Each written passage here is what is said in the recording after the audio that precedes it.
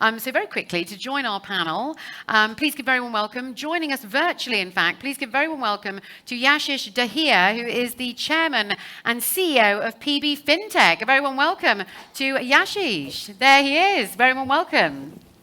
Thank you. How are you doing? So where are you calling in from? I'm in Delhi right now. I'm in Gurgaon. I was supposed to fly in, but I flew in today morning into Delhi at 4 o'clock. So there were some challenges. That's all. Okay. Well, I'm very glad you're here to join our conversation. Thank you so much for joining us. Very much appreciated indeed. And also joining us, please put your hands together, ladies and gentlemen, to Ashish Singhal, the co-founder and CEO of CoinSwitch. A very warm welcome. Please do take a seat. And also please do welcome Jain, the CEO and co-founder of Dream 11 and Dream Sports. A very warm welcome. A very warm welcome to you. And our final guest is Jamin Shah, who is the co-chair of ASSOCHAM Gujarat, which is the Associated Chambers of Commerce and Industry for India. Yes, a very warm welcome. Thank you so much for joining us. Good stuff. What a fantastic panel we've got here. And yes, well, I'm hoping you all sort of were listening to what Hemang was talking about just then, because it's going to be very interesting to get your sort of take on the governance and government as well. How much attention have you had to pay towards government, and how exactly has it hindered your growth as well, Harsh? Well, I think it's not really hindered our growth, to be fair. We've been here for about 14 years, and in spite of not having as much regulation as we'd like in the space, we have grown to about 14 crore, so 140 million users in India. But imagine that was without regulations. Now, the Supreme Court of India has ruled fantasy sports to be a complete game of skill, not related to gambling or betting in any way. That perception has gone. The other part is that the Honorable PM and the Honorable FM have said that for the first time, gaming is going to be embraced and that India can be a gaming superpower. And so now with the Ministry of IT as well saying that gaming will now be looked at as under the Intermediary Act at the center rather than the state level.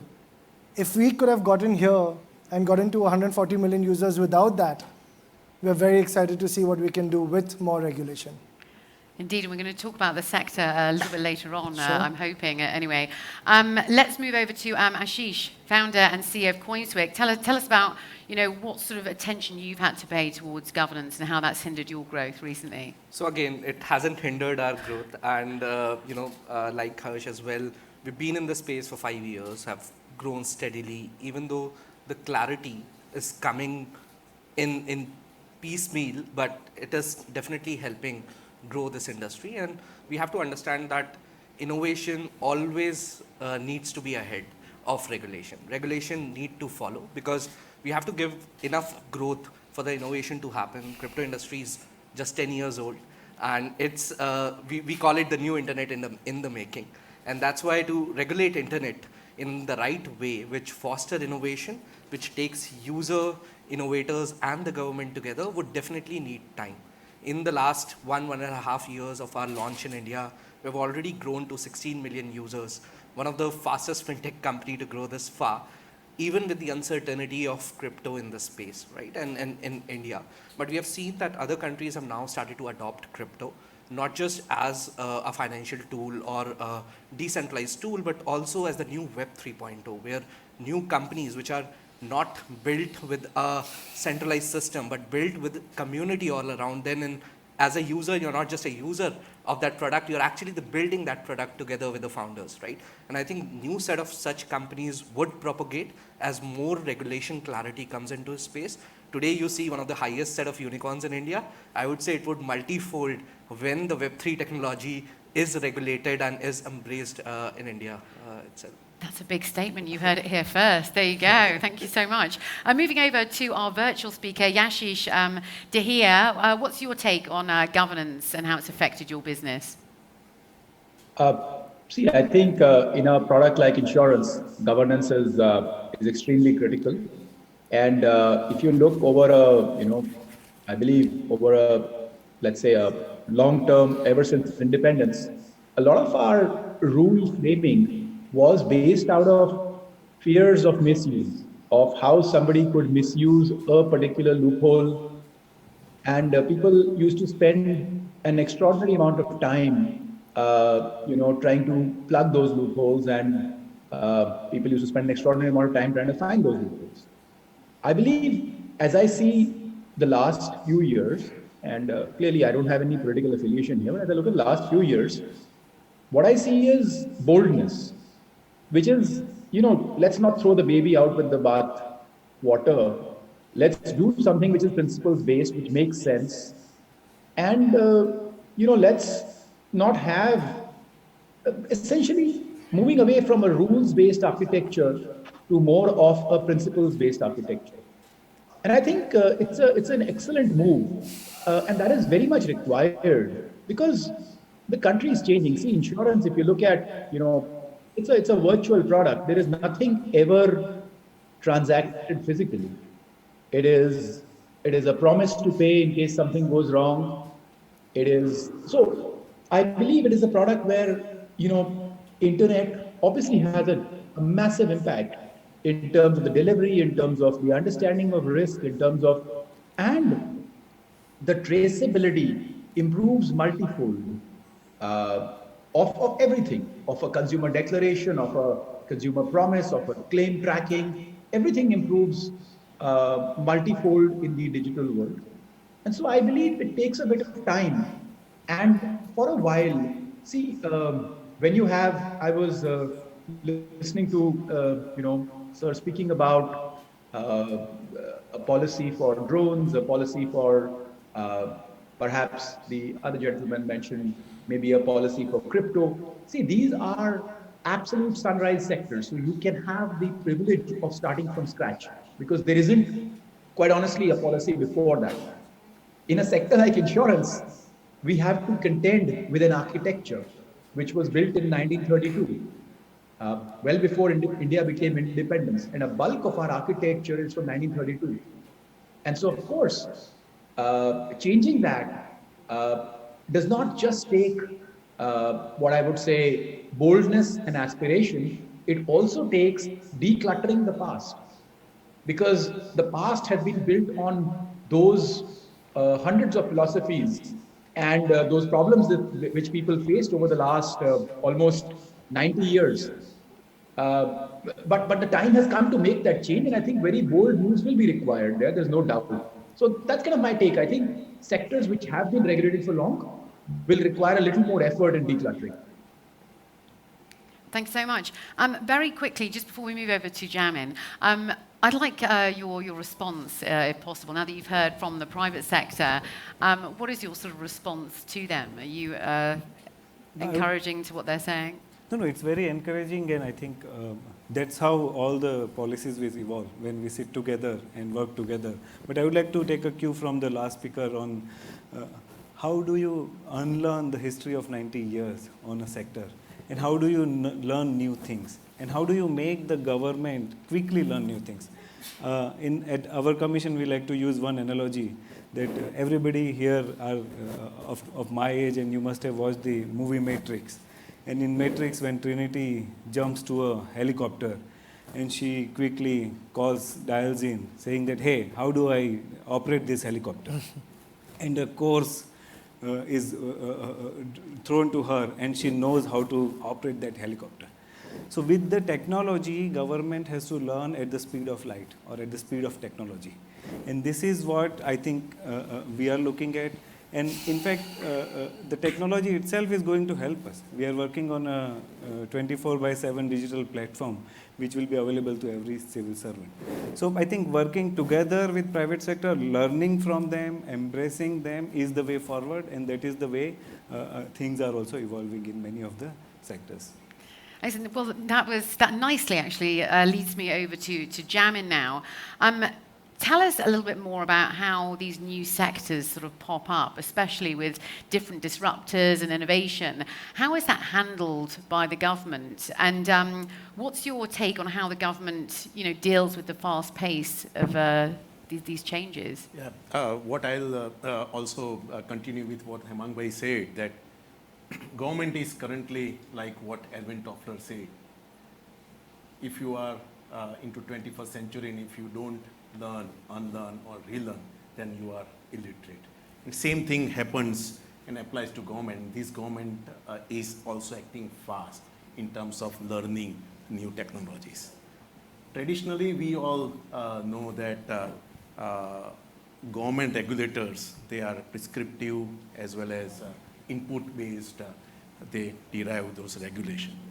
But nowadays, you can see that they are very collaborative and outcome-based, and that's how you can see PLIs and all other schemes propping up. Now, come back to your question about what kind of regulation or to address new age tech. And we all know that new age tech, whether we define them into transportation or food or aviation, we don't know. And that's how government is also taking that clue. And that's how they are also coming out with sandbox kind of environment.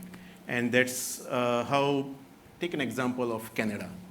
They came out with Canada Security Association or Alliance, where they gave some kind of leeway to innovators to come out with their ideas, and also gave regulators a time to understand that idea, and then they came out with a regulation. So this kind of understanding where government and new tech companies, they sit together and decide how collaboratively they can come out with a regulation. Brilliant.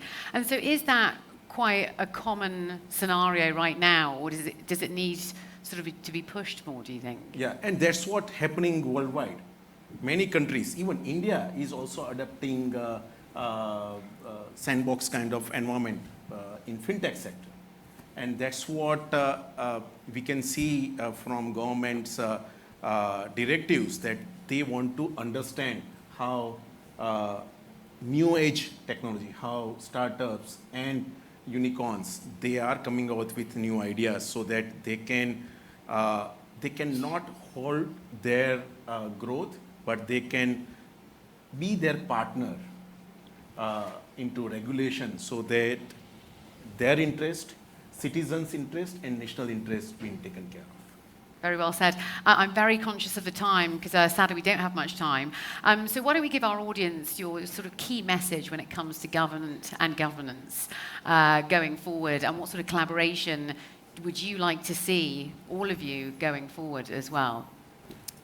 I think what we've seen in the last few years especially is that this government is willing to commit time, energy and deeper understanding of new disruptive sectors. And disruption by its very definition means that you usually have no prior history of regulation.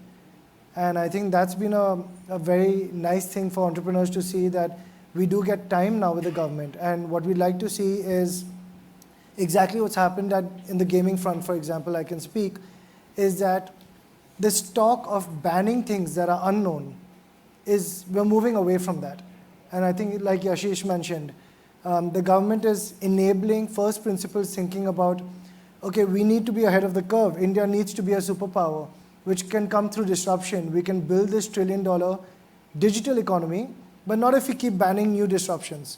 And so what we're seeing now, which we'd love to see going forward, is regulators. We would love to work with the government to regulate the sector, provide more taxation for the exchequer. For example, Fantasy Sports is providing now 3,000 crores of tax, we'll be providing 10,000 crores. And that's what we want to help. We want to help with skilled labor. And so I think the government is looking at it very positively. And I'd just say, do more. Thank you so much. Ashish, your take on what you would like to see change? I think what Harsh said equally, I would just add to that is, especially in the crypto space, what we are seeing is that it's not just an asset class in the making, it's the new internet in the making itself, right? And I might be far reaching here, and only time would tell how this plays out. But any Indian entrepreneur today starting a business online has to use Amazon, Google, Microsoft, Facebook of the world to launch his business and grow his business. 70% of our revenue goes to these infrastructure companies itself. So India has succeeded in services and now succeeding in products, but we haven't succeeded in building infrastructure. What Web 3.0 is providing us is a new set of area to build these infrastructures itself. Tomorrow's Microsoft, Google, Facebook could come from India and could be built on the blockchain and the crypto ecosystem itself. And that is why regulating this space, regulating in the correct way, not overpowering the kind of innovation that is happening, but working along with the users and innovators and creating set of pillars to let this industry grow and see the potential of it. We are definitely the believers in the space, so we would be on the one side cheering for it always. But there is definitely a caution needed as well, which I think government is taking the right steps toward. But there has to be a midway where both governments and innovators then can come together, create a space for innovation, as well as be cautious of user protection, making sure that that's your highest priority, but still giving you an ability to create something big, something dominating, not just say a unicorn building billions of dollars worth in India, but maybe creating global companies which are trillions of dollars of worth and creating infrastructure and becoming a net exporter of technology rather than importer of technology that we are today. Very well said. I am sadly conscious of the time. Very, very quickly, over to Yashish. In just a couple of sentences, what would you like to see change? I will say something controversial for a change. I think, when we built PolicyBazaar, we did not hire anybody from the insurance industry. There was a reason for that, because there was a way insurance was done, and we did not want any of that in our organization at all, despite the fact that knowledge is very, very important. So it's not because we don't understand the value of knowledge. I'm making a very critical point here. I think when you have to unlearn the last 90 years and learn for the next 9 years, let's say, I think that unlearning implies us saying we don't have knowledge. And government functions by definition tend to be ones which have a lot of knowledge, including regulators, including everything. So what I'm trying to say is a huge amount of change where people are brought in for who they are rather than the knowledge they have, for the ideas they have within government. And I would say, maybe it's a wrong word, but I would say a huge amount of shuffling so that the people who get into government roles are not experts, but are the individuals who want to see the country change. I think that can be transformative because, with experts, usually it becomes very difficult. I'd leave it there.